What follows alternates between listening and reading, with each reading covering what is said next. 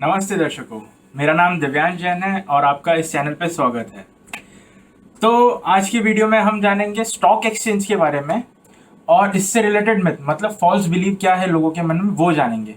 तो चलिए स्टार्ट करते हैं। भारत में एक नहीं दो नहीं ऐसे 20 से ज़्यादा स्टॉक एक्सचेंजेस है। इसमें सबसे पुराना स्टॉक एक्सचेंज है बॉम्बे स्टॉक एक्सचेंज। ये 1875 से चला आ रहा है। इससे रिलेटेड भी एक बेहतरीन घटना है, वो मैं आपके सामने समक्ष पेश करता हूँ। सन 1992 मतलब 1992 के अंदर एक हर्षद मेहता स्कैम हुआ था, जिसके अंदर हर्षद मेहता ने 4,000 करोड़ की bank deposits public sector unit से फर्जी खरीद के प्राइवेट सेक्टर बैंक के साथ उनको एनकैश कराया और वो 4,000 करोड़ को उन्होंने स्टॉक मार्केट में इन्वेस्ट किया था।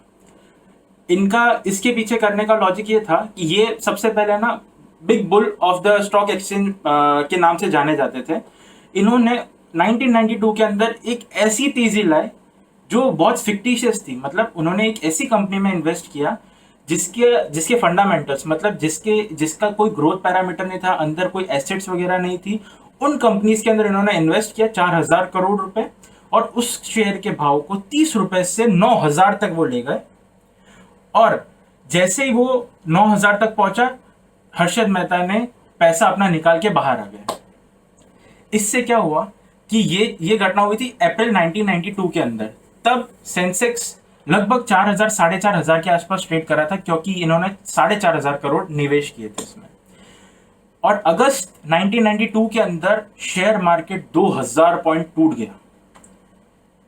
2,000 पॉइंट टूटना मतलब 1,00,000 करोड़ रुपए का कैपिटलाइजेशन टूट गया था। इस टाइम पे जनरल पब्लिक को बहुत तकलीफ हो गई थी। फिर इस केस के अंदर गवर्नमेंट कुछ कर नहीं पाई थी उसमें। तो गवर्नमेंट ने फिर क्या सोचा कि एक ऐसी रेगुलेटरी बॉडी लाई जाए जो स्टॉक एक्सचेंजेस को कंट्रोल करेगी। तो इस स्कैम के बाद SEBI security exchange board of India का जन्म हुआ था। इसका काम था कि सारे बॉम्बे स्टॉक एक्सचेंज और नेशनल स्टॉक एक्सचेंज ये स्टॉक एक्सचेंजेस को रेगुलेट करना।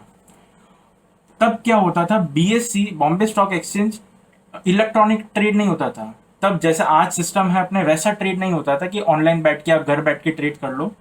तब आपको जैसे दलाल स्ट्रीट, बॉम्बे में दलाल स्ट्रीट है, तो वहां पे जाके आपको ट्रेड करना पड़ता था, या इसके अलग अलग ब्रांचेस है, वहां जाके आपको ट्रेड करना पड़ता था।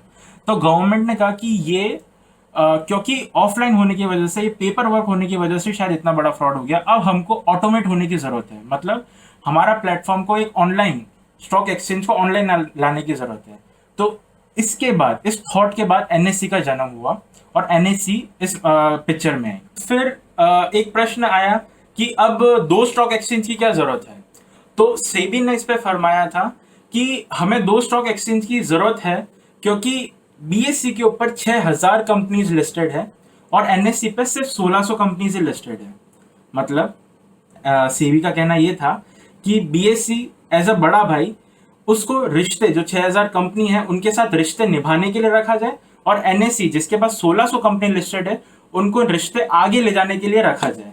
तो इस हिसाब से अपने इंडिया के अंदर दो फेमस स्टॉक एक्सचेंजेस है, बॉम्बे स्टॉक एक्सचेंज और national stock exchange. Bombay stock exchange का इंडेक्स होता है, उसे बोलते हैं सेंसेक्स, सेंसिटिविटी इंडेक्स। और नेशनल स्टॉक एक्सचेंज का इंडेक्स होता है, उसको बोलते हैं निफ्टी 50। मतलब जो सेंसेक्स है उसके अंदर 30 कंपनीज, 30 जो सबसे हाई प्रॉफिट वाली, हाई मार्केट कैपिटलाइजेशन वाली जो कंपनीज होती है, उससे सेंसेक्स बनता है।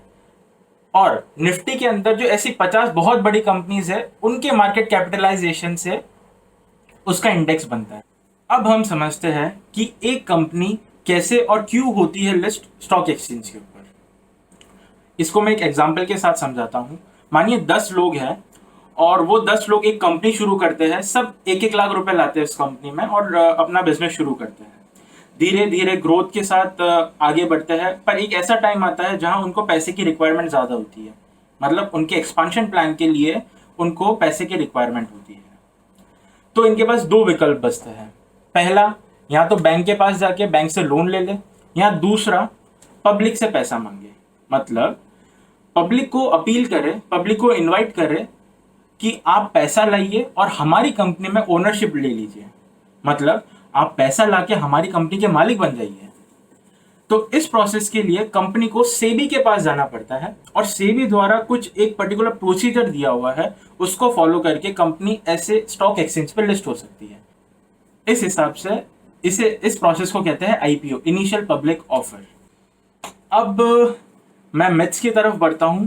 ऐसे बहुत सारे मिथ सुने हैं स्टॉक मार्केट को लेके, तो मैं एक पहला मिथ पकड़ता हूं, गैम्बलिंग, मतलब स्टॉक एक्सचेंज गैम्बलिंग की तरह है। पर मेरा ये मानना है कि गैम्बलिंग की तरह नहीं है। पहले समझते गैम्बलिंग क्या होता है। जैसे आप एक सिक्का उड़ाते हो तो 50-50% प्रोबेबिलिटी होगी या तो हेड्स आएगा या टेल्स आएगा। मतलब जैसे आपने एक 50 रुपए लगाए और सामने वाले भी ने 50 रुपए लगाए, कि अगर हेड्स आया तो 100 रुपए तेरा और टेल्स आया तो 100 रुपए मेरा। इसका मतलब या तो आर या पार, या तो मुझे 50 रुपए जो मैंने इन्वेस्ट किया उसका या तो मुझे 100 रुपए मिलेगा या वो जीरो हो जाएगा। इसे बोलते हैं गैम्बलिंग, जहां सिचुएशंस अपने कंट्रोल में नहीं होती है।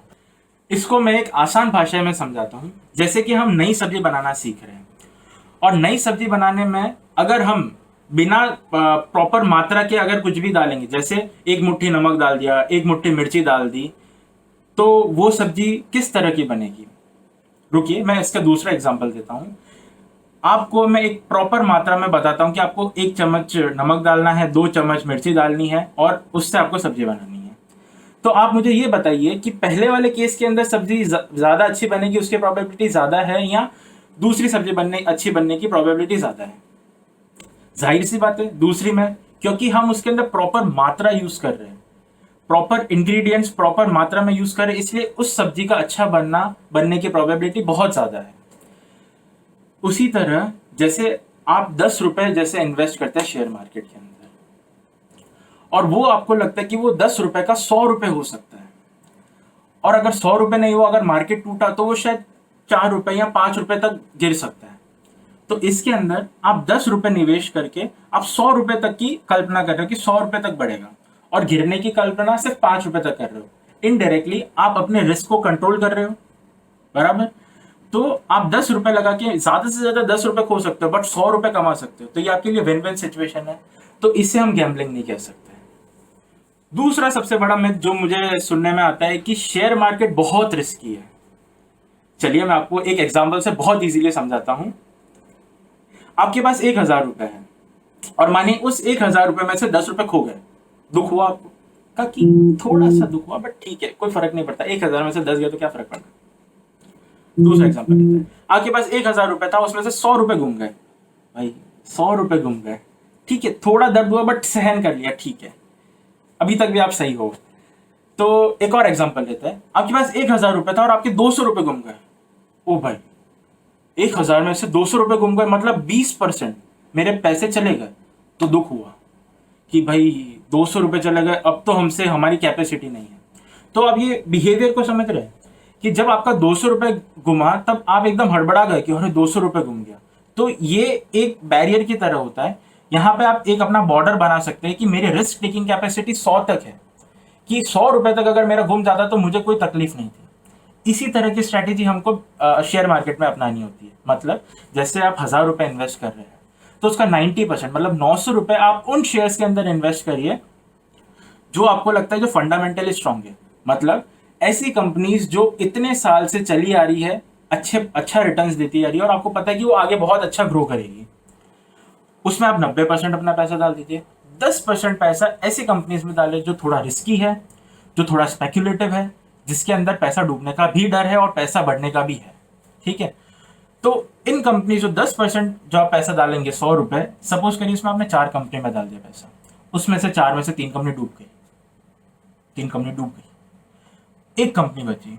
एक कंपनी का शेयर का सपोज मानिए कि 20 रुपए था। अब वो 20 रुपए आपको अगर वो 300 रुपए लाके देती है तो सोचिए, आपने 100 रुपए रिस्क में इन्वेस्ट किया था तो वो 100 रुपए तक कवर हो गया, उल्टा आपको 200 रुपए इस पे एक्स्ट्रा मिल रहे हैं। मतलब मैं मानता हूं कि ये रिस्की इन्वेस्टमेंट अपन ने किया था, बट यहाँ पे अपन ने कितना रिस्क टेकिंग कैपेसिटी थी उतना ही किया था कि अगर कल को 10 रुपए, ये 100 रुपए हमारा डूब भी जाता ना तो हमें कोई फिक्र नहीं थी, हम एक बार इसको सहन कर लेते हैं। पर हमने रिस्की में डाला, एक रिस्क लिया और वो रिस्क सक्सेसफुल हो गया तो हमको वो 20 रुपए का शेयर 300 रुपए ला के दिया। तो ये होता है शेयर मार्केट, और इसके हिसाब से ना शेयर मार्केट रिस्की नहीं होता है, ये मेरा मानना है। आपको ये भी लग रहा होगा कि कहाँ 20 रुपए के 300 रुपए होते हैं, ये तो कहने की बातें हैं। पर मैं आपको एक स्टॉक का नाम बताता हूँ, आप इस पर ढूंढिएगा। एक रुचि सोया करके एक स्टॉक है, जिसका भाव लगभग 8 महीने पहले उसका शायद 10-12 रुपए के आसपास ट्रेड कर रहा था। आज उसी शेयर का भाव लगभग 250 रुपए पहुंच गया है। कैसे?